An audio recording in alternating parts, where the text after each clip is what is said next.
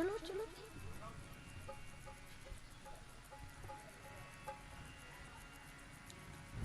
बोली राधा रानी सरकार की। मेरा अनुरोध है समिति के लोगों से, जो लोग भी समिति में हमारे जुड़े हुए हैं, कृपया मर्यादा का ध्यान रखें। मंच की एक मर्यादा होती है। बोली राधा रानी सरकार की। तो इस प्रकार से हम लोग आज गिरिराज पूजन की ओर अग्रसर होंगे और श्री गिरिराज जी महाराज की कृपा हमारे जीवन में आए। गिरिराज पूजन समग्र समाज के लिए एक बहुत सुंदर हमारे कन्हैया जी के द्वारा दिया हुआ उपदेश है कि जिसमें सभी लोगों का मिलजुल कर भोग गिरिराज जी को लगेगा। तो हमारे लाला का जन्म हुआ देवकी और वसुदेव के यहाँ। कारागार में उन्होंने रात्रि के 12 बजे चतुर्भुज स्वरूप में पहले देवकी को दर्शन दिया, वसुदेव को दर्शन प्राप्त हुआ। उसके उपरांत निवेदन किया है देवकी मैया ने कि आप बालक के रूप में हो जाइए, मुझे बाप नहीं चाहिए, मुझे छोटा सा बच्चा चाहिए। तो छोटे से बन गए और मैया से कहा, देख मैया, तेरे दुग्ध का पान करूंगा, तेरे साथ रहूंगा, तो मुझे कंस छोड़ेगा नहीं, क्योंकि कंस मेरी प्रतीक्षा कर रहा है। जो कार्य मुझे 11 साल की उम्र में करना है वो कार्य मुझसे पहले ही हो जाएगा। इसलिए अभी तो मुझे अपने भक्तों के हाथ से मक्खन मिश्री खाना है, मुझे अपने भक्तों के घर में जाना है, इसलिए मुझे यहाँ से गोकुल पहुंचाओ। वसुदेव बाबा एक टोपले में एक सुंदर सी सजाई गई उनके लिए टोकरी और उसमें विद्यमान किया गया। देवकी जी ने वसुदेव जी से कहा कि वसुदेव जी, ये जोरों की बरसात हो रही है, हमारा लाला कैसे जाएगा? कहा, चिंता मत कर, बेटे को बचाना है तो ये कार्य हमें करना पड़ेगा। तो एक वस्त्र लाला के ऊपर डाल दिया, लाला के मुख को चूमा और लाला को वसुदेव जी लेकर चले हैं गोकुल की ओर। तो आज भगवान कृष्ण की प्रिया यमुना मैया प्रतीक्षारत हैं। और यमुना जी कौन है? यमुना जी सूर्य की पुत्री हैं, सूर्य तन्या हैं और भगवान की पटरानी है। श्रीधाम वृंदावन में हमारी यमुना माँ को श्री जी कहा जाता है। यमुना से लेकर के लाला को वसुदेव शीश पर धारण किए हुए जा रहे हैं। माँ यमुना की इच्छा है कि हमें भी ठाकुर जी के दर्शन प्राप्त हो और हम इनके चरणों का स्पर्श करें। तो यमुना जी की जलधारा वसुदेव जी के शीश तक आ गई।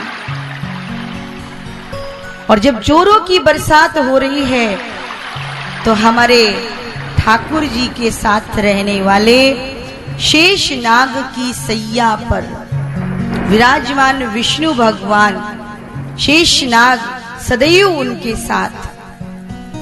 तो शेषनाग जी को लगता है कि अब मेरी आवश्यकता है, जल की बूंदें प्रभु तक न जाएं तो मैं छतरी बन जाता हूं। तो छतरी बन गए छोटे से कन्हैया जी उस टोकरी में।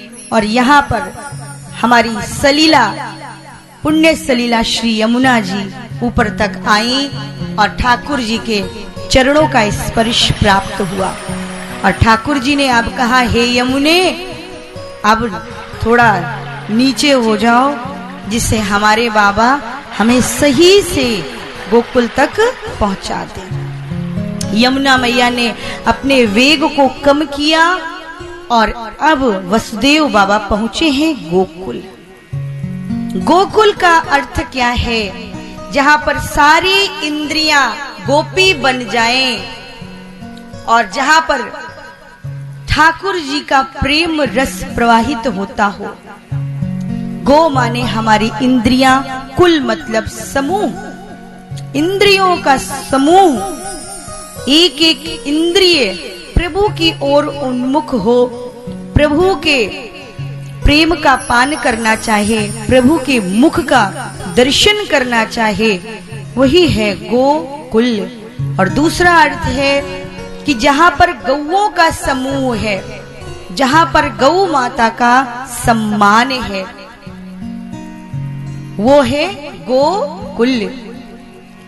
और इस प्रकार से भगवान रात के अंधेरे में पहुंच गए।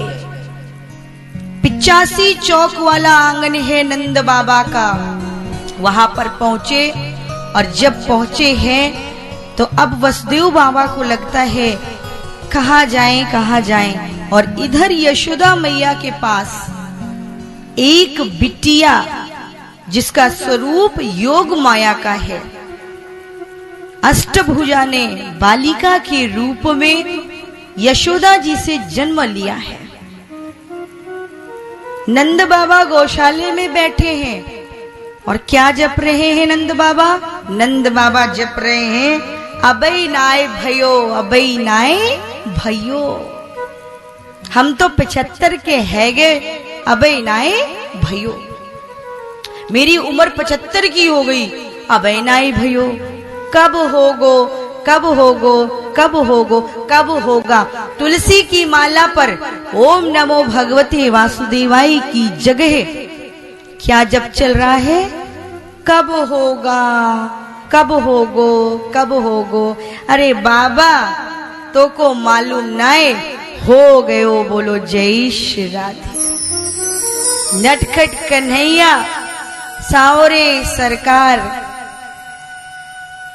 और देखिए चोर रात्रि में ही चलते हैं, बोलो जय श्री राधे। ब्रजे बसंतम नवनीत चौरम, व्रजांगना नाम चदुकूल चौरम। अर्थात चोर जो है वो रात में निकलते हैं और प्रकृति से कामना करते हैं कि काली मां बनी रहे तो बहुत अच्छा है, चांदनी रात न आए। चोर ही चंदनी रात न भावा। अगर चांदनी होगी तो चोरी कैसे करेंगे?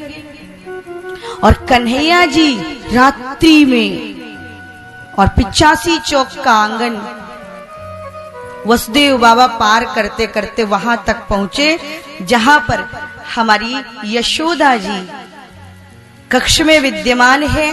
बहुत सुंदर आभा उनके कक्ष की, जो परब्रह्म को गोद में खिलाने वाली हो, जिसको यश मिलने वाला हो कि परमात्मा इनकी गोद में पला बढ़ा, वो यशोदा अर्थात यशः ददाति इति यशोदा।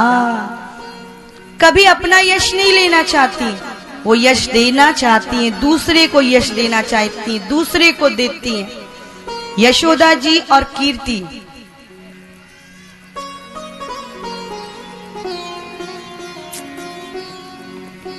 बोलो राधा रानी सरकार की जय।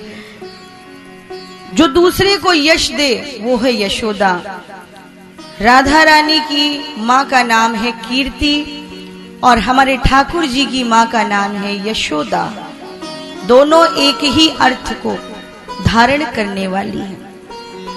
दूसरे को कीर्ति दे, प्रकाशित करे, वो है कीर्ति। जो दूसरे को यश दे वो है यशोदा। यशोदा और कीर्ति पहुंचे हैं बाबा।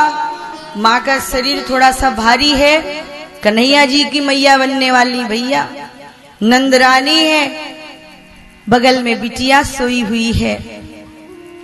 वसुदेव बाबा अपने जिगर के टुकड़े को, अपने दिल की धड़कन को लिए हैं। अभी तक ये भाव नहीं आया कि मैं अपने पुत्र को छोड़कर यहां पर चला जाऊंगा, लेकिन हमारे ठाकुर जी ने संकेत किया, बाबा जे हमारी मैया है इनके बगल में हमें लिटा दो और आप इस बिटिया को लेके चले जाओ। एक क्षण के लिए बाबा को लगा कि मेरा हृदय बाहर निकल कर आ जाएगा, लेकिन बाबा क्या करते, कंस का भय है, इसलिए बाबा ने अपने जिगर के टुकड़े को बहुत प्यार किया और कहा है कन्हैया जी ने कि आपने बहुत तपस्या की, माँ देवकी ने बहुत तपस्या की, तब मैं आपको प्राप्त हुआ हूं।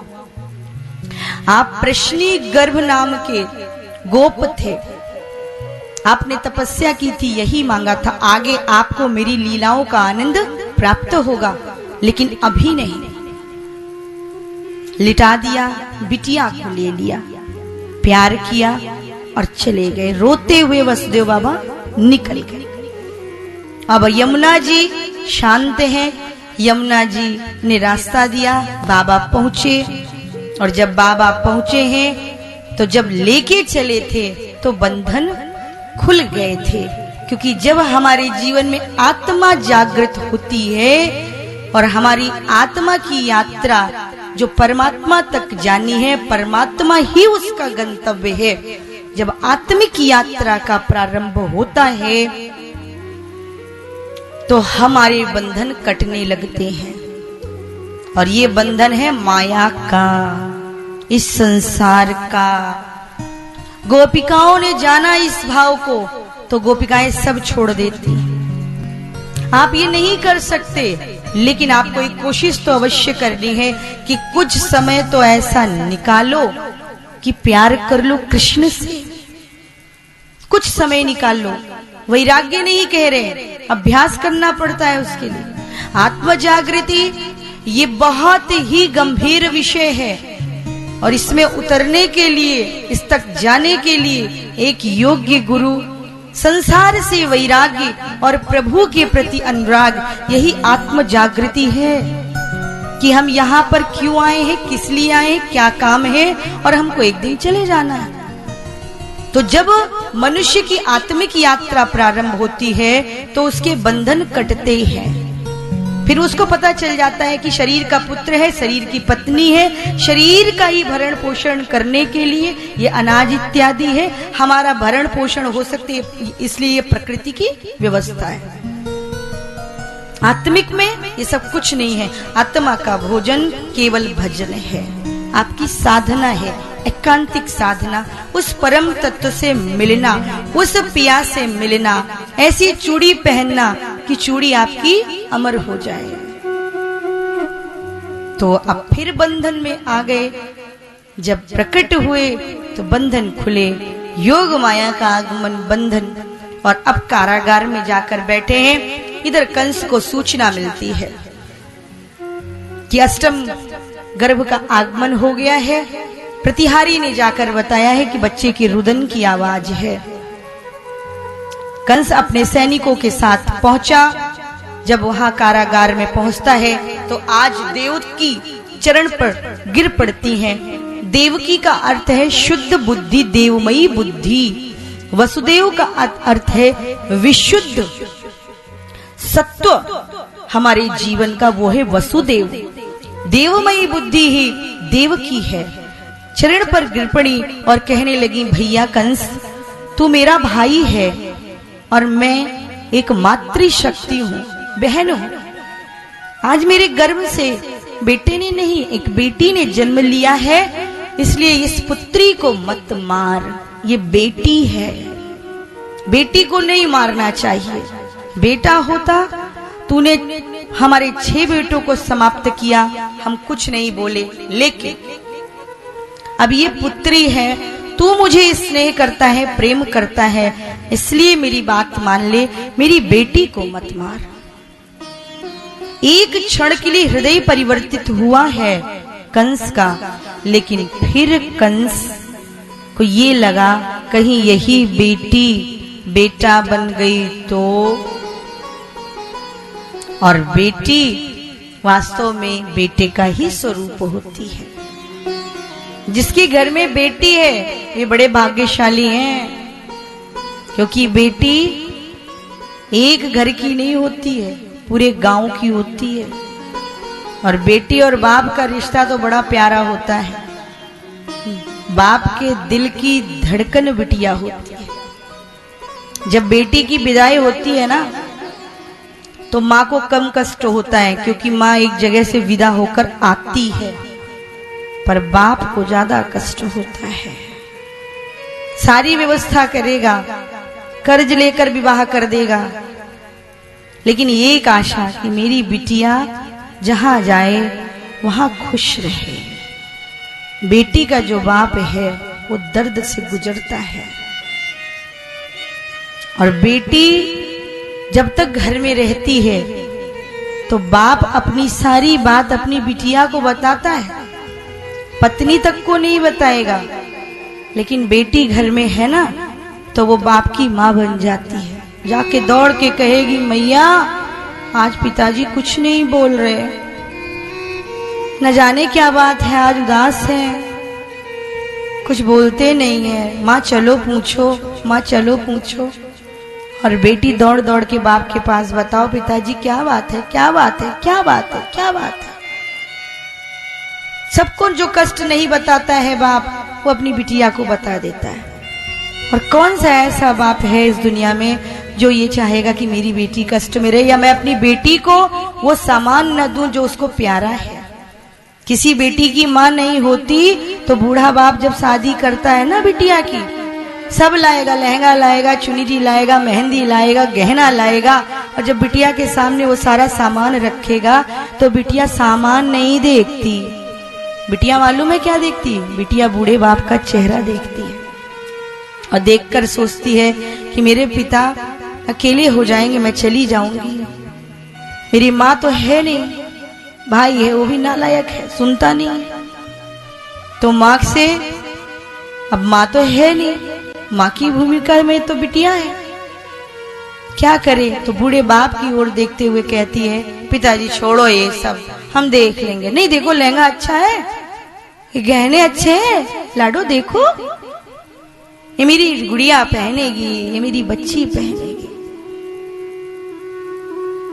और बेटी अपने बाप की ओर देखती है और सोचती है कि मेरे बाप ने कैसे ये व्यवस्था की होगी, मेरा बाप कैसे ये सामान जुटा पाया है। तो वो बाप का हाथ पकड़कर कहती है बूढ़े बाप से कि हे पिताजी मेरी एक बात ध्यान से सुन लो, हम तो चले जाएंगे, क्योंकि बेटी को तो बचपन से कहा जाता है कि बेटी पराया धन है, पराया धन है, पराया धन है। लेकिन आप अपना ख्याल रखोगे, दवाई समय पर खाओगे, वादा करो। और जब बेटी विदा होती है ना, तो बूढ़ा बाप सबकी व्यवस्था करेगा। और जब बेटी को चाहे गाड़ी में बिठा ले, चाहे डोली में बिठा ले, अपनी बिटिया को देखता है ना, गमछे से मुख पोंछता है, गाड़ी में मुख करके अंदर, बिटिया विदा हो रही है, अपना ख्याल रखना, मेरी लाज अब तेरे हाथ में है। और जब डोली आगे बढ़ती है, गाड़ी आगे बढ़ती है, तो बेटी मुख बाहर करके अपने बूढ़े पिता की ओर देखती रहती है। और घर पहुंच भी गई तो एक ही चिंता कि मेरे पिताजी कैसे होंगे। फोन करके, पिताजी ठंडक है, कपड़े पहन कर रखना। और अगर उस बेटी को ससुराल में परेशान किया जाए कि तेरे बाप ने ये नहीं व्यवस्था की थी, न जाने कैसी खाने की व्यवस्था की, कंगला कहीं का, हमारे समाज के सामने हमारी बेइज्जती करा दी। बेटी के विवाह में जाइए तो जरा कम खाइए, बोलिए जय श्री राधे। कैसे उसके बाप ने व्यवस्था की है, इसको ध्यान रखना, कैसे की है। और हर बाप की इच्छा होती है कि मेरी गुड़िया बहुत प्यार से रहे, बाप की बहुत प्यारी होती है बेटी। तो ससुराल में जब उसको कष्ट दिया जाता है, देखो बहना खोलो इसका, इसके बहने में क्या है, इसके टोकरी में क्या है, न जाने क्या दे दिया, एक कोने में बैठ के रोती रहती है। और फिर कहा जाता है करो उस बुड्ढे को फोन, उससे पूछो उसने जो वादा किया था उसने क्यों नहीं दिया। तो बेटी मालूम है क्या कहती है, मुझे मार लो, मुझे काट लो, गाली गलौज दे लो, लेकिन तुमको मेरी कसम है, मेरे मायके में एक ही बल्ब टिमटिमा रहा है, जैसे तैसे तो उन्होंने मेरा विवाह किया है, उनको कुछ मत बोलो। चाहे जितना बेटी को परेशान किया जाए, पर बेटी कभी अपने बाप को फोन करके ये नहीं कहती कि पिताजी आज मैं मारी गई हूं, आज मुझे सताया गया है। इसलिए बेटियां स्टेप उठा लेती हैं कि मेरे बाप को कष्ट ना हो, हम कह नहीं पाएंगे, हम बोल नहीं पाएंगे। मुझे मार लो, लेकिन मेरे ये माई का शब्द जो बना ये माँ के कारण नहीं है, ये माई का शब्द बाप के कारण बना है। बूढ़ा बाप दरवाजे पे बैठा रहता है रक्षाबंधन में, होली पे, दीपावली पे, कि बेटे के साथ तो बहू है, पोते पोती हो गए, बिटिया कब आएगी, बिटिया कब आएगी, मेरी लाडो कब आएगी। जब लाडो आती है तो बाप का दिल खिल जाता है। भैया भाभी तो बड़ी बड़ी नोटें दे देंगे, मान लो माँ के पास नहीं है, बाप के पास नहीं, जाते वक्त जो भी बन पड़ता जरूर पकड़ाते हैं, तो अपने यहाँ की परंपरा है। गाड़ी में वो बड़ी नोट नहीं देखती, वो निकालती है जिसमें प्यार छिपा हुआ है, मेरे बाबूजी ने दिया है, मेरे पिता ने दिया है मुझे। बेटी बहुत प्यारी होती, बेटे भी प्यारे होते हैं, लेकिन बेटी लक्ष्मी है। जब विदा होती है तो घर में नमी को छोड़कर जाती है आंसुओं की, कि मेरे घर में अंकुरण बना रहे, मेरा घर कभी सूना ना हो। बेटी को कभी मारना नहीं चाहिए गर्भ में। आज समाज में हालांकि अब बहुत कोशिश की है, सरकार की कोशिश है कि बेटी बचाओ बेटी पढ़ाओ, बेटी का जन्म हो, लेकिन एक बुजुर्ग मानसिकता, एक रूढ़िवादी परिवार में, जहां परंपरा कि भाई अगर लड़का पैदा ना हुई तो बंसतरी ना बोलो, जय श्री राधे, ये जड़ मानसिकता है। आप बेटी और बेटे में भेद कर रहे हो। भगवती इस सृष्टि की बीज में है, जो बीज कहते एम मंत्र है ना, एम, ये सबसे पहला सृष्टि का मंत्र है, इससे पहले कोई मंत्र नहीं था। एम मंत्र जो है ये भगवती का मंत्र, और जब कुछ नहीं था तब अंधकार के रूप में भी वो महाकाली थी। अगर मां नहीं होगी तो जन्म कौन देगा, तो मां सर्वप्रथम पूजनीय है। इसलिए पहले भगवती का आगमन, फिर भगवती ने निर्माण किया है त्रिशक्तियों का, 3 देवताओं का। मूल में महाशक्ति है, जगदम्बिके है, जगत जननी है, और जितनी बेटियां हैं, जितनी माएं हैं, वे सब उसके ही राख के कण से निर्मित हुई हैं। इसलिए बेटी को जो मारता है और कन्या भोज घर में करता है, तुम्हारी कभी भी कन्या भोज को, तुम्हारे किसी भी पूजन को कोई भी देवी देवता स्वीकार नहीं कर सकता। किसी को ऐसे मार दो तो कारागार सजा है, लेकिन भ्रूण हत्या अगर होती है, गर्भ में बच्ची मारी गई है, चाहे बेटा मारा गया है, ये भी सबसे बड़ा पाप है। जिन्होंने जिन्होंने मारा है, कई लोग मुझसे प्रायश्चित पूछते हैं कि दीदी मुझसे कुछ ऐसे कर्म हुए, प्रायश्चित बताइए। अब आपके शरण में आ गए, श्री जी के शरण में, राधा रानी की शरण में आ गए, कौन सा प्रायश्चित, उन कर्मों का प्रायश्चित है। लेकिन बेटी को मारोगे तो उसका कोई प्रायश्चित नहीं है। इसलिए मेरा समाज के लोगों से और खासकर उन दादा दादी से मेरा निवेदन है, भैया मत करना ऐसे कार्य, अपराधी हो जाओगे और पापी बन जाओगे। वो भ्रूण रोकर कहता है कि तू सुख की आशा करता है। जो आप कहते हो ना मेरे घर में अंधकार है, मेरे घर में बदबू आ रही है, दीदी मन नहीं लगता, हाई ब्लड प्रेशर हो जाता है, उनकी किडनी नहीं ठीक, और मेरा बेटा बीमार रहता है, जो भी आता है वो खत्म हो जाता है, कोई पैसा नहीं बचता, बड़ी अशांति है, बड़ी अशांति है, बड़ी अशांति है। ये अशांति इसीलिए है कि कहीं न कहीं कोई न कोई घटना इसके पीछे छिपी हुई है। वो भ्रूण उल्टा लटक कर आसमान से कहता है, जो तूने मेरे साथ किया है, जिंदगी में मैं तुझे सुख से तो कभी खाने नहीं दूंगा। सोचो क्या स्थिति होती है। और वे डॉक्टर्स जो ये कार्य करते हैं, आप जाते हो, कुछ अस्पतालों में ये कार्य छुपके भी किया जाता, सरकार विरोध कर रही है, लेकिन जनता का भी तो कोई दायित्व है। हर काम सरकार करेगी क्या? सब गवर्नमेंट ही करेगी। आप भारतवर्ष में जन्म लिए, इस राष्ट्र में जन्म लिए हैं, तो नागरिकों का दायित्व क्या है? आपको भी तो सचेत रहना है, आपको भी तो देखना है। खट खट खट खट औजार चलवाए जाते हैं गर्भ पे, मांस के टुकड़े को कटवाया जाता है और उस भ्रूण को उठाकर डस्टबिन में डाल दिया जाता है। उसको कीड़े नोचते हैं, उसको कुत्ते खाते हैं। कितना कष्ट होता है। वो भ्रूण रो कर कहता है, पिताजी मैं भी आपके घर में आता तो रोटी खा लेती तो क्या हो जाता, भैया की जूठन दे देते मैं पल जाती।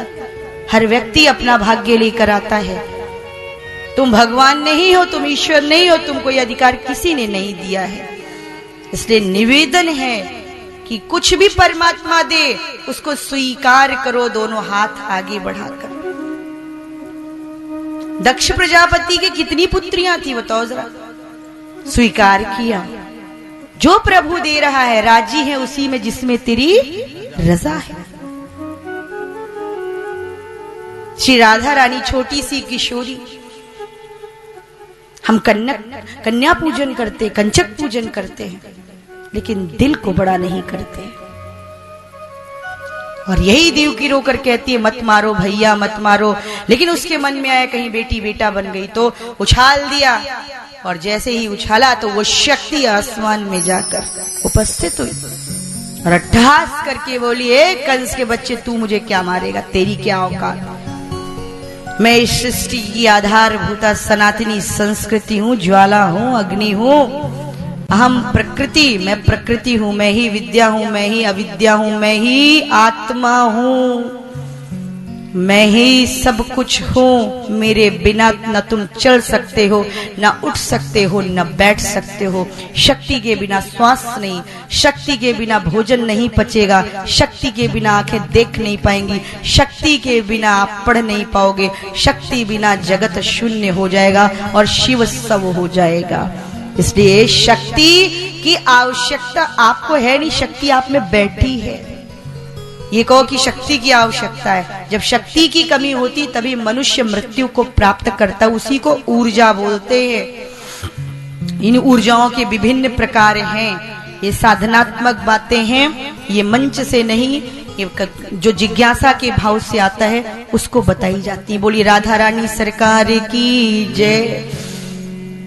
और वही बिटिया बोली है कि देख तेरा काल ब्रज में जन्म ले चुका है, तू कब तक बचेगा ये तू जाने।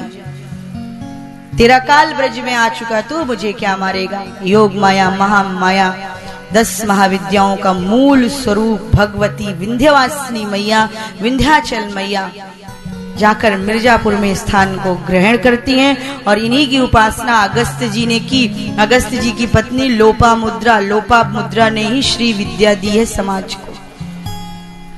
विंध्यवासिनी मैया के रूप में। बोली विंध्याचल मैया की जय। और इधर हमारे लाला यशोदा जी के बगल में तो एक छोटा सा नन्हा सा प्यारा सा बालक गौशाले में पहुंच गया। गुटवन गौशाले में वो बालक पहुंचा और जैसे ही गया तो हमारे नंद बाबा ने कहा ये कौन है, ये कौन। तो एक प्यारी सी हंसी। कन्हैया जी हंसते बहुत है ना, जो हंसता है वो फंसाता बहुत है।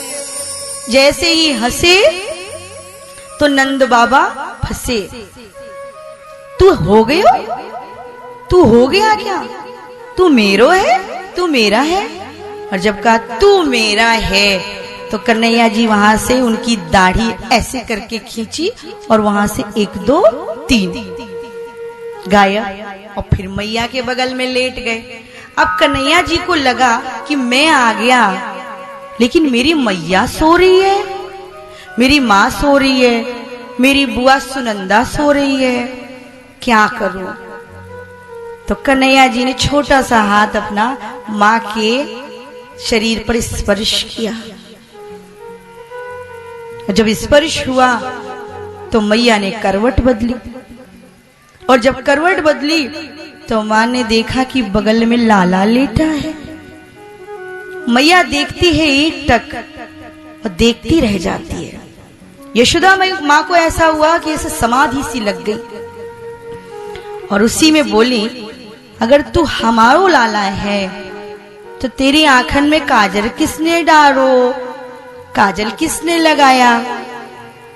तो कन्हैया जी ने आंख बंद करी और मन में मुस्कुराए कि मैया तुझे क्या बताऊं, हमारी राधा ने हमारी आंख में काजल लगा दिया है कि वहां बहुत सारी गोपिकाएं मिलेंगी तो सबकी नजर न लग जाए, इसलिए हम काला काजल लगा कर आए हैं। और कन्हैया जी को नजर बहुत जल्दी लगती है, तो लाला को नजर न लगे, पहले हम हरचंदपुर के लोगों से एक प्रार्थना करते हैं कि लाला की ये झांकी मन में देखिए, ये आनंदोत्सव है, ये नंदोत्सव है, रोज प्रकट करिए अपने हृदय में ठाकुर को। ठाकुर तो प्रकट होते, भई प्रकट कृपाला दीन दयाला कौशल्या या यशमती के हितकारी, आपके हृदय में प्रकट होने चाहिए। वो तो राजमहल में हुए राम जी, ये कारागार में हुए, लेकिन हमारे जीवन में कैसे प्रकट हो, तो इस झांकी का प्रेम से दर्शन करिए। ओ मोटे मोटे नयन के तू, मीठी मीठी बयान के तू, सांवरी सलोनी सूरत के तू, प्यारी प्यारी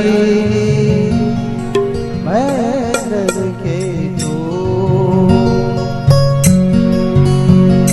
हो कजरा रे मोटे मोटे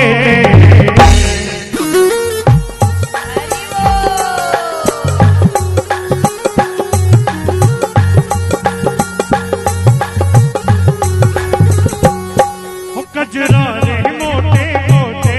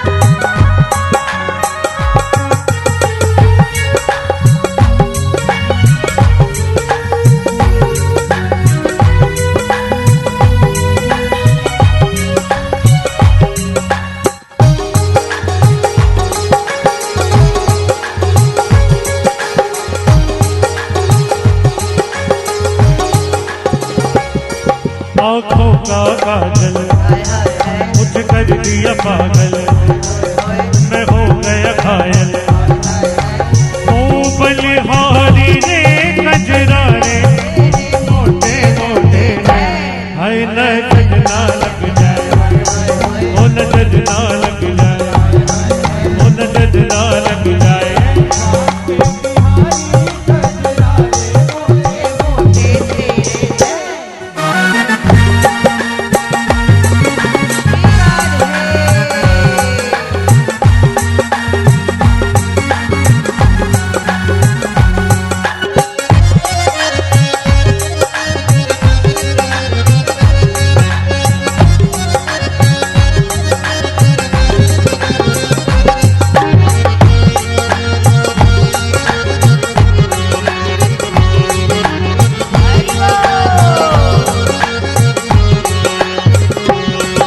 तेरी रीत है तेरी, तेरी प्रीत है तेरी, ओ ग्रीवा भी तेरी, ओ करदारी रे कजरा रे मोटे मोटे तेरे, हाय नजर ना लग जाए, ओ नजर ना लग जाए, ओ नजर ना लग जाए।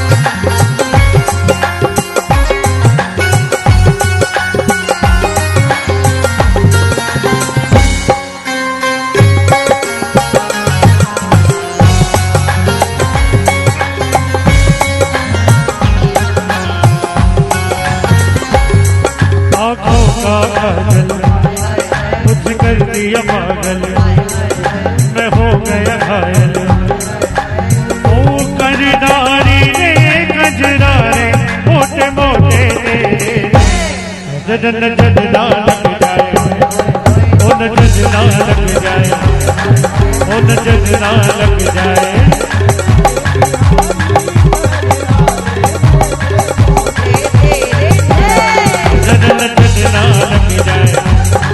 ओ नजर ना लग जाए, ओ नजर ना लग जाए, ओ बांके बिहारी कजरा रे मोटे मोटे तेरे, नजर ना लग जाए, ओ नजर ना लग जाए। मेरे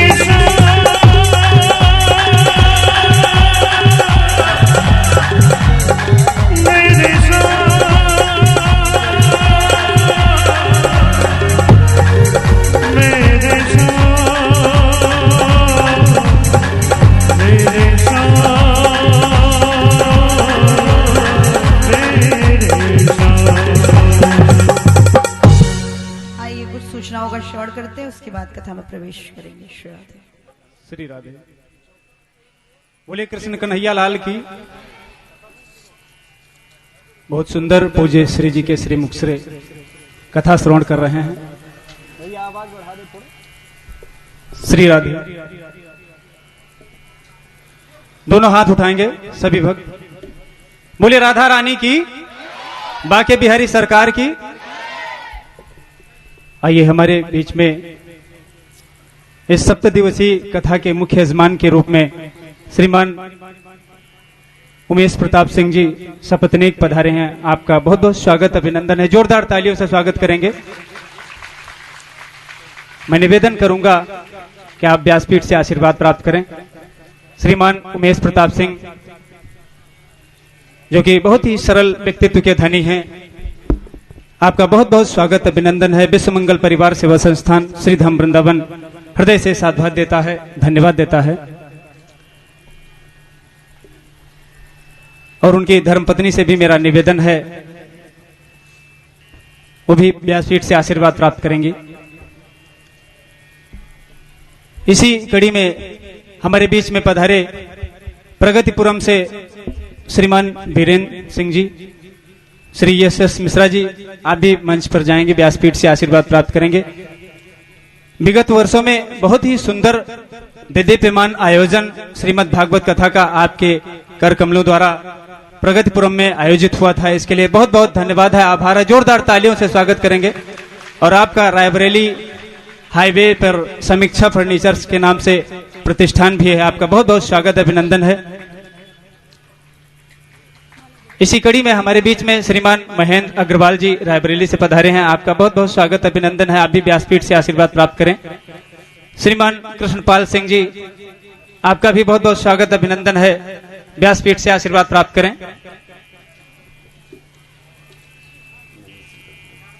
श्री सूर्य प्रबोध आश्रम जी महाराज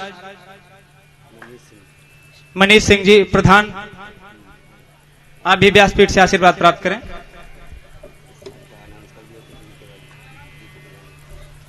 श्री महेंद्र अग्रवाल जी जो कि रायबरेली से हैं, पूज्य श्री जी को गीता भेंट करेंगे। एवं डॉक्टर अनुभव जी को भी और जो आयोजक समिति के अध्यक्ष हैं सरदार मंजीत जी, आपको भी गीता भेंट करेंगे।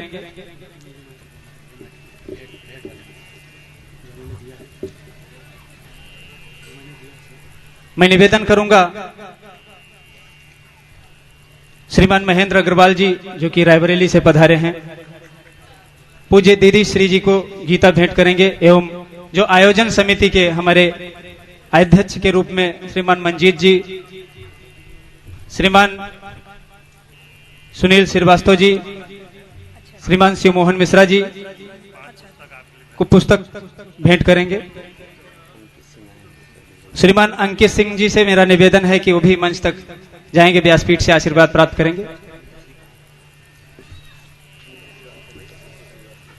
श्रीमान मुकुल श्रीवास्तव जी से भी मेरा निवेदन है कि व्यासपीठ से आशीर्वाद प्राप्त करेंगे।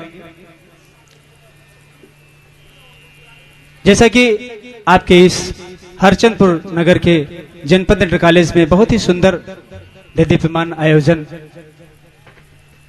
हो रहा है, जिसका आज पंचम दिवस है।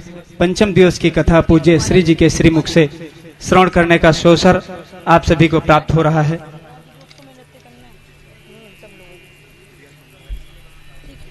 ऐसे ही मैं निवेदन करूंगा, हमारे बीच में संदीप द्विवेदी जी हैं, आप श्री जी रसोई के बारे में विषय को रखेंगे। मैं निवेदन करूंगा आदरणीय संदीप द्विवेदी जी।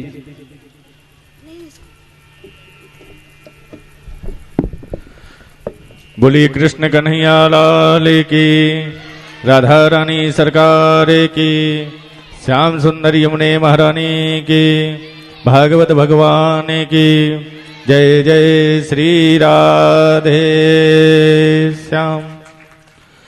विश्व मंगल परिवार सेवा संस्थान के द्वारा आयोजित यह श्रीमद् भागवत ज्ञान गंगा आज पंचम दिवस की पावन मंगल बेला में विश्राम की ओर अग्रसर हो रही है।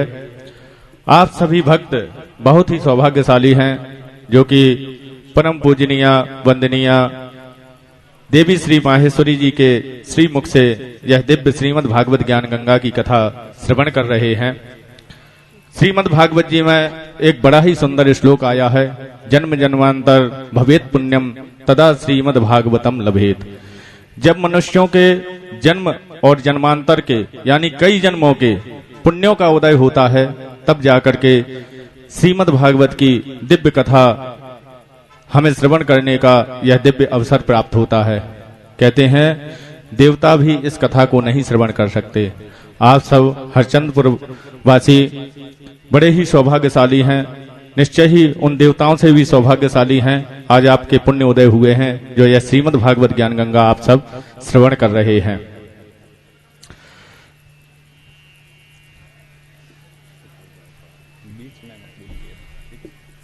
श्री शिखर जायसवाल जी मंच पर उपस्थित होकर के पूज्य देवी श्री जी से आशीर्वाद ग्रहण करेंगे। जैसा कि आप सबको विदित है, हमारे भाई अरुण जी ने आप सबको श्री जी रसोई के बारे में बताया है। मैं विस्तार से आपको श्री जी रसोई के बारे में बता रहा हूं। परम पूजनीय देवी माहेश्वरी श्री जी के द्वारा श्री जी रसोई का निर्माण कराया गया श्रीधाम वृंदावन की पावन भूमि पर। जब कोरोना का काल चल रहा था तो दीदी जी ने कुछ परिवारों को देखा कि उन्हें भोजन की भी व्यवस्था नहीं हो पा रही है। तब दीदी जी के मन में बड़ा ही करुणा भाव आया और उन्होंने ऐसा संकल्प लिया किशोरी जी की कृपा से कि आज से मैं भूखे लोगों को भोजन कराऊंगी। और किशोरी जी ने उनका यह संकल्प तत्क्षण पूर्ण किया और श्रीधाम वृंदावन में सुंदर श्री जी रसोई का निर्माण कार्य कराया गया। और राधाष्टमी के दिन से ही श्री जी रसोई में निर्धन असहाय साधु संतों को, ब्राह्मणों को, परिक्रमा कर रहे परिक्रमार्थियों को भंडारे के रूप में वहां भोजन कराया जाने लगा। कहते हैं अन्नदान करना प्राण दान के समान है, क्योंकि अन्न से ही प्राणों की रक्षा होती है।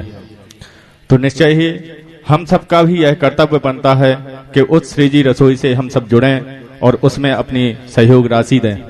हम अपने जीवन में बड़े ही उत्सव मनाते हैं। अपने बेटे के जन्म उत्सव मनाते हैं, बेटी का जन्म उत्सव मनाते हैं, अपनी शादी की सालगिरह विवाह की वर्षगांठ को मनाते हैं, अपने दादा दादी या पूर्वज जो नहीं रहे उनकी बरसी भी मनाते हैं। तो उन उत्सवों को हमें महोत्सव में परिवर्तित करना है। जब हम कोई उत्सव मनाते हैं और उसको श्री भगवान से जोड़ देते हैं, श्री राधा रानी से जोड़ देते हैं, बांके बिहारी से जोड़ देते हैं, श्री धाम वृंदावन से जोड़ देते हैं, तो वह महोत्सव हो जाता है।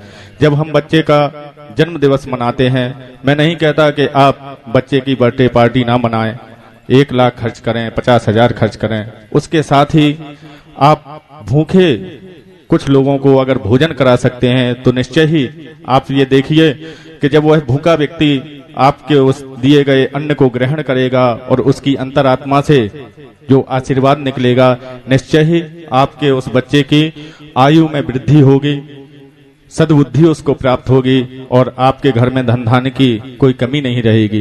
इसलिए जो भी उत्सव मनाएं, श्री राधा रानी से, श्री किशोरी जी से जोड़ करके उनको महोत्सव में परिवर्तित कर दें। दीदी का लिया गया वह छोटा सा संकल्प आज विशाल रूप में परिवर्तित हो रहा है। भारतवर्ष से ही नहीं अपितु विदेशों से भी लोग सीजी रसोई से जुड़ रहे हैं और सीजी रसोई में अपनी सेवा दे रहे हैं। आप सभी को मैं आमंत्रण भी देता हूं कि आप जब भी श्री धाम वृंदावन पधारें, राधा रानी के दर्शन करें, श्री बांके बिहारी लाल के दर्शन करें, एक बार जाकर के सीजी रसोई के दर्शन करें और वहां पर जाकर के अपने हाथों से बांके बिहारी लाल के उन सभी भक्तों को, साधु संतों को अपने हाथों से भोजन कराएं। जब आप वह भोजन कराएंगे, निश्चय ही आपको इतना आनंद आएगा कि आप भी अपने आप को धन्य धन्य महसूस करेंगे। इसलिए मेरा आप सबसे निवेदन है कि आप श्री धाम वृंदावन जब भी पधारें तो श्रीजी रसोई में जरूर आए। पूज्य देवी माहेश्वरी श्री जी के द्वारा अनेकों सेवा के कार्य करे जाते हैं, जैसे कि निर्धन कन्याओं का विवाह कराना, निर्धन बालक बालिकाओं की शिक्षा की व्यवस्था करना, श्रीजी रसोई के द्वारा भोजन वितरण करवाना, साथ ही आप श्रीजी रसोई में एक दिन की सेवा, एक दिन का भंडारा, भोजन भंडारा करवा सकते हैं। मात्र 11,000 की सहयोग राशि देकर के एक दिन की खिचड़ी भोग की सेवा करवा सकते हैं। मात्र 6,000 रुपए की सहयोग राशि दे करके 1100 रुपए दे करके आप एक दिन की चाय की सेवा करवा सकते हैं। बात पैसे की नहीं है, बात आपके भक्ति भाव की है। आप भक्ति भाव श्रद्धा से 1 रुपए भी देंगे तो हमारे लिए 1 लाख रुपए के बराबर है। बाहर हमारा काउंटर बना हुआ है और विश्व मंगल परिवार हरचंदपुर के जितने भी साथीगण हैं, आप उनसे संपर्क करके उन्हें अपनी सहयोग राशि भेंट कर सकते हैं और उनसे श्रीजी रसोई की पूर्ण जानकारी आप प्राप्त कर सकते हैं। आस्था प्राइम पर देख रहे सभी भक्तजनों से मेरा निवेदन है, आप भी श्रीजी की रसोई से जुड़ें, श्रीजी से जुड़ें। और आप सब मोबाइल फोन आजकल प्रत्येक व्यक्ति यूज करता है, आप सब लोग भी यूज करते हैं। जो लोग Android phone, mobile phone use करते हैं, वह पूज्य दीदी श्री जी को सर्च कर सकते हैं यूट्यूब पर और वहां से उन्हें लाइक कर सकते हैं। फेसबुक पर भी आप दीदी श्री जी को सर्च कर सकते हैं। वहां आपको केवल इतना लिखना है, देवी माहेश्वरी जी, दीदी जी का पेज खुल के आएगा, उसको आप फॉलो करें, लाइक करें और नित्य प्रतिदिन सुंदर सुंदर प्रवचन, भजन, कीर्तन और सीजी रसोई में हो रहे भंडारे का आप प्रसारण देख सकते हैं, वहां से सुन सकते हैं। आइए, स्थानीय पंडाल से भी हमें कुछ दानदाताओं का प्रसाद मिला है। श्रीमती शशि गुप्ता जी, आपके द्वारा 1101 रुपए की सहयोग राशि श्रीजी रसोई में भेंट की गई है। आप कृपया मंच पर पधारें, पूज्य दीदी श्री जी से आशीर्वाद ग्रहण करें। अभिषेक पांडे जी, आपके द्वारा 1100 रुपए की सहयोग राशि दी गई है, आप भी मंच पर पधारें, पूज्य दीदी श्री जी से आशीर्वाद ग्रहण करें। सुनील कुमार जी, आपके द्वारा भी 1100 रुपए की सहयोग राशि दी गई है, आप भी मंच पर पधारें और 1100 रुपए की सहयोग राशि दी गई है, दीदी श्री जी से आशीर्वाद ग्रहण करें। रीता सिंह जी, आपके द्वारा भी 1100 रुपए की सहयोग राशि, आप भी मंच पर पधारें और पूज्य दीदी श्री जी से आशीर्वाद ग्रहण करें।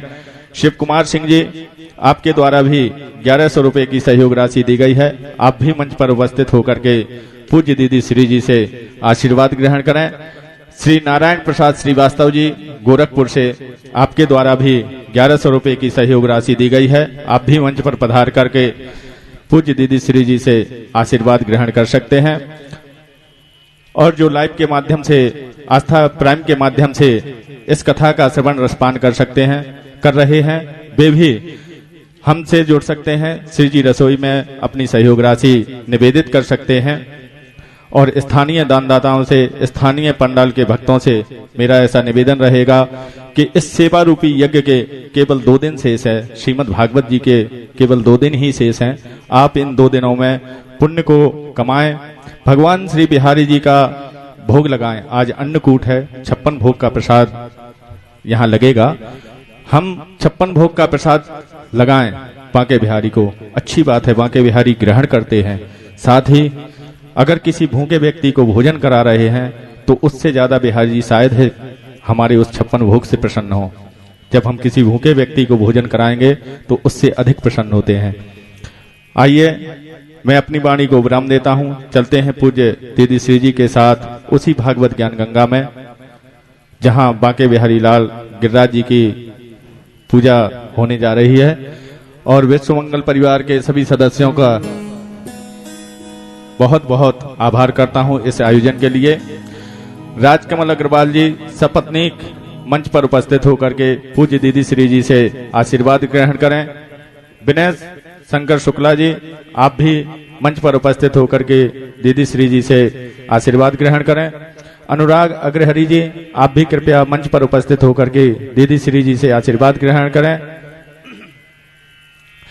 अनुराग अग्रहरि जी की माता जी और पत्नी के साथ में आप मंच पर उपस्थित हों और आशीर्वाद ग्रहण करें। कविता सिंघल जी, आप भी मंच पर उपस्थित होकर के आशीर्वाद ग्रहण करें। बोलिए कृष्ण कन्हैया लाल की जय, राधा रानी सरकार की। अभी आप सभी के मध्य में यहाँ पर सुंदर गिरिराज जी की झांकी का आप सब लोग दर्शन करेंगे। मेरा आप सबसे यही निवेदन है कि अपने अपने स्थान पर खड़े होकर के झांकी का दर्शन करें और पूजन के समय पे एक एक करके आप सब लोग आएं और गिरिराज भगवान का पूजन करें और एक एक करके पीछे निकलते जाएं, जिससे कि आपके साथी लोग भी गिरिराज भगवान का पूजन कर सकें। ऐसा मेरा आप सबसे निवेदन है। और 56 भोग का प्रसाद और आरती अवश्य आप लेकर के जाएं। आरती के समय भी आप सभी भक्तों से मेरा निवेदन है, अपने अगल में बगल में जिसके पास में भी जिसने आरती नहीं की है सबको आरती कराने दें और सब आरती करें। श्री संजीव श्रीवास्तव जी मंच पर उपस्थित होकर के, सपत्नीक मंच पर उपस्थित होकर के पूज्य दीदी श्री जी से आशीर्वाद ग्रहण करें। बोली वृंदावन बिहारी लाल की, राधा रानी सरकार की जय। जय श्री राधे श्याम।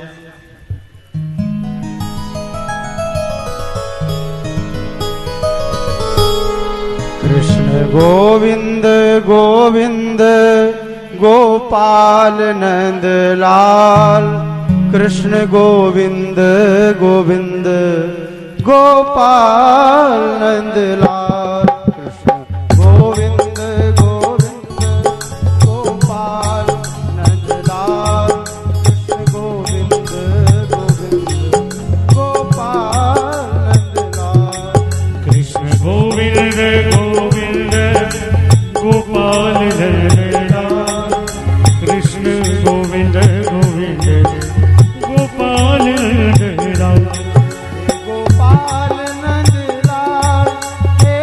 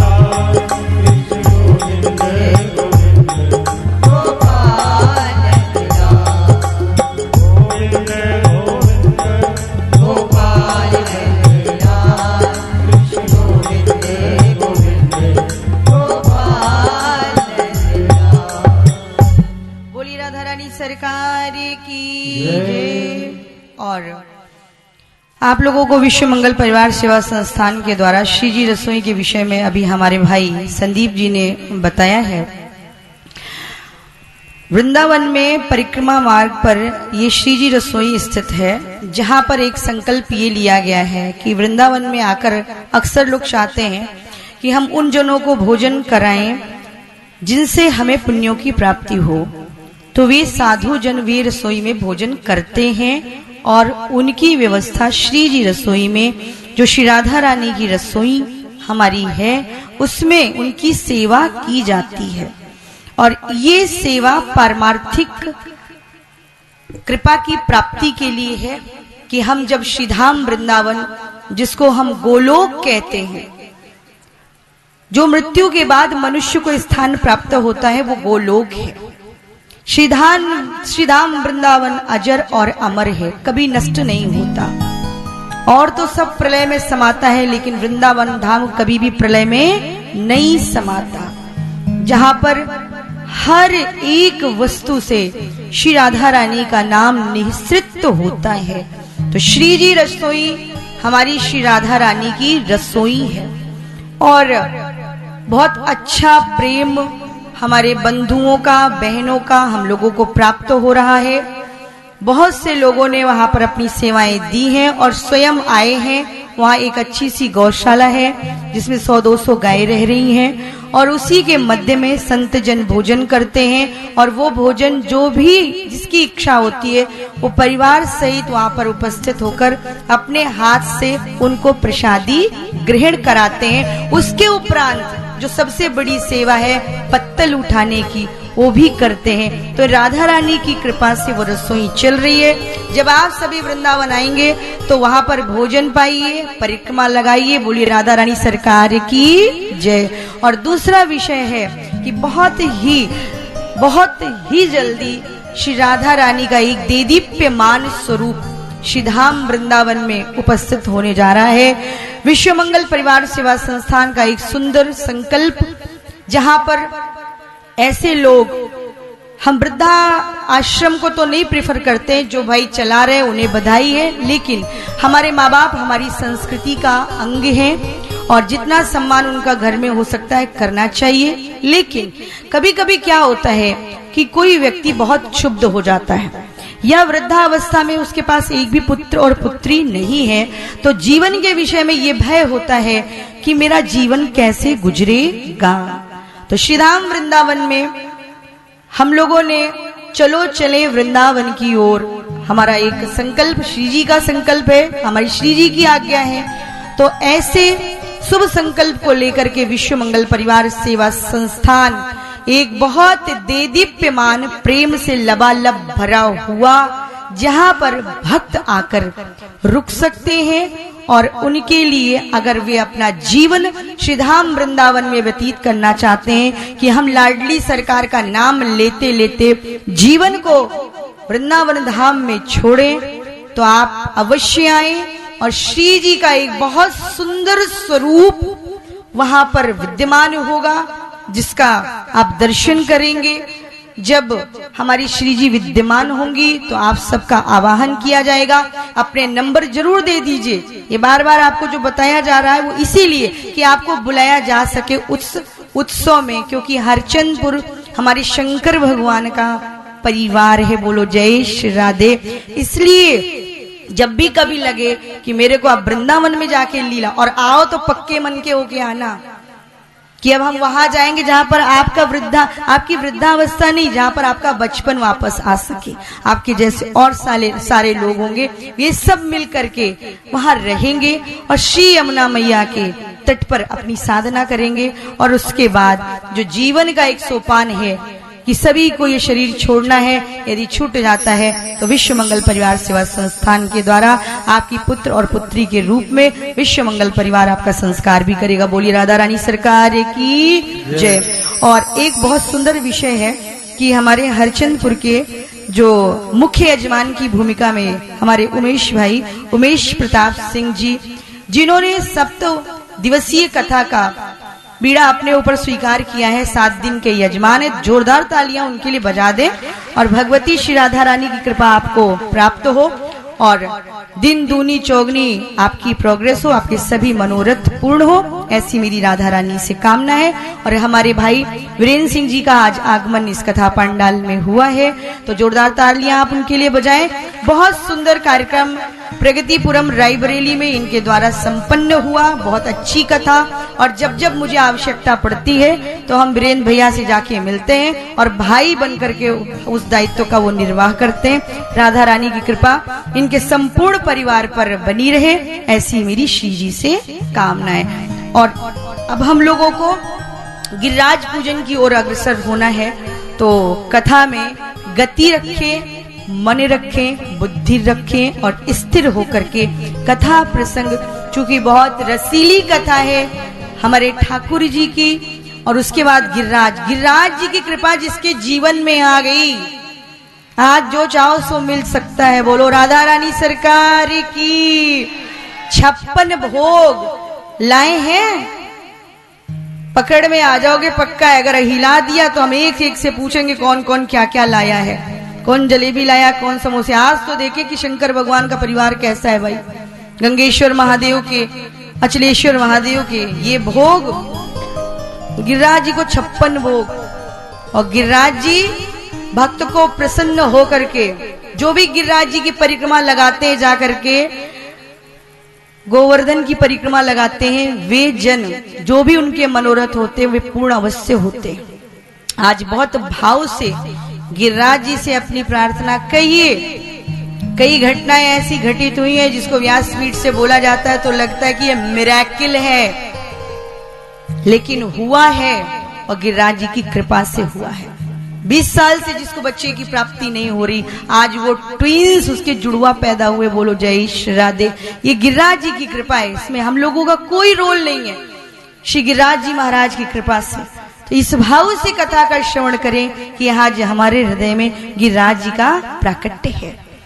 छोटे से लाला, प्यारे से लाला, काला काजल लगाकर मैया के बगल में, और सुनंदा को जब आहट सी लगी तो सुनंदा तो मुंह फाड़ के सो रही थी बेचारी। रोज ननद है ना, तो देखती थी भाभी का 9 लखा गले वाला, कि भाभी ये 9 लखा किसको देंगी। तो सुनंदा को ये था कि ये 9 लखा तो मुझे ही मिलेगा, इसलिए सुनंदा रात भर बेचारी जागी। और सुबह जब इनका प्रवेश हुआ तो वो सो रही थी। अब सुनंदा को आहट सी हुई, दौड़ कर गई और देखा कि भाभी मैया के बगल में लाला सो रहा है कि लाली कौन है। डरते डरते बिचारी नेक चदरिया हटाई, जाके जैसे ही चदरिया हटाई तो सुनंदा थाली लेके बोल पड़ी, बधाई हो बधाई हो बधाई हो, लाला है गयो लाला है गयो। अरे बाबा दौड़ गई गौशाले में, अरे ओ बाबा लाला हो गयो। कहा हो गयो, पतो भी नहीं चलो, कहा हो गयो। अब बाबा को दौड़ के जाना चाहिए बच्चे को देखने के लिए, तो बाबा ने कहा तू चल सुनंदा, मैं आता हूँ। अरे कहा चलो बाबा, कहा नहीं ऐसे नहीं जाएंगे, बेटे के बाप बने हैं। मूछों पे ताव दिया, लाओ मेरी बगलबंदी। अरे वो छोरा लइयो तो दर्पण, और चेहरा देखा आईने में, काजल लगाया और बढ़िया मूछों पे ताव, बगलबंदी, पगड़ी लगाई के बाबा पहुंचे लाला को देखने। अब जब बाबा लाला को देखने पहुंचे हैं तो यशोदा जी ने अपने गोद में लाला को छिपा लिया। जब लाला को छिपाया तो बाबा बोल पड़े, नंदरानी अरे ओ मेहर दिखाई दे मोको लाला को। कैसे नहीं दिखाएंगी, पहले कछु बधाई तो दे दो। और जब बधाई मांगी तो नंद बाबा जो आनंद में रहने वाले, जो सबको आनंदित करते हैं। नंदित इति नंदः, कहा जो चाहे सो ले ले, लेकिन लाला को दिखा दे। तो यशोदा जी ने कहा हमको कछु नाई चाहिए, बस आशीर्वाद देते रहो कि अपना लाला जुग जुग जीवे। गोद में लिया। अब कन्हैया जी जैसे ही अपने पिताजी को देखते हैं तो कन्हैया जी बड़ी जोर की हंसी और नंद बाबा की आंखों से आंसू बहने लगे। लाला मुस्कुरा रहे हैं, अरे ओ मेहर, अरे ओ यशोदा, देख लाला ने हमें पहचान लिया कि हम इसके पिताजी हैं। और नंद और यशोदा के भाग्य की भाई कौन सराहना कर सकता है। अखिल ब्रह्मांड का नायक, राजाधिराज, योगीराज, परब्रह्म परमेश्वर, जगत का पालक आज बालक बन करके गोद में लिए हैं, मुदित मन है। हल्ला हो गया ब्रज में, सुनंदा ने ऐसी थाली बजाई, ऐसी थाली कि सबरी गोपिकाएं, अरे चलो री चलो, सब नंद महल की ओर चलो। सारी गोप ग्वाल मक्खन ले लिए, वहां में भांग भी मिला दी गई। बोलो जय श्री राधे। मक्खन, मिश्री, भांग, दूध, दही एक दूसरे के ऊपर उछाल रहे। सारी गोपिकाएं तैयार होकर के, वहां में एक 80 साल की बुढ़िया थी। वहां ने क्या किया, निकाला अपना शादी वाला लहंगा विवाह का। अब बुढ़िया ने उल्टा पहना कि सीधा कछु याद ना आई आपको। होठ की लाली कहाँ लगा ली, काजल के रूप में आंख में लगा लिया, और आंखों का काजल होठों पे लगा लिया, और बढ़िया सी चोटी बनाई, बिंदी लगाई, और अपना लहंगा उल्टा लहंगा पहन के बूढ़ा मैया चल पड़ी। और अब ये बालक एक दूसरे पे मक्खन के गोले उछाल रहे। बूढ़ा बोले, चोरे लाला का भयो, का भयो। अरे बालकों ने सोचा मैया तो को नाई पतो चलो का भयो, तो उठाया एक मक्खन का गोला और ते मारा। जैसे ही मारा तो बुढ़िया ने मुंह खोला, बड़ा सा मुंह। अब वो गोला अंदर चला गया, बुढ़िया सटक गई। का भयो, का इतो बड़ो गोलो खा गई, अबे तक पता नहीं चलो का भयो। अरे लाला भयो, लाला भयो, लाला भयो। तो बुढ़िया वही नाच पड़ी और कहने लगी, ऐसे लाला तो रोज होवे, हमको मक्खन मिश्री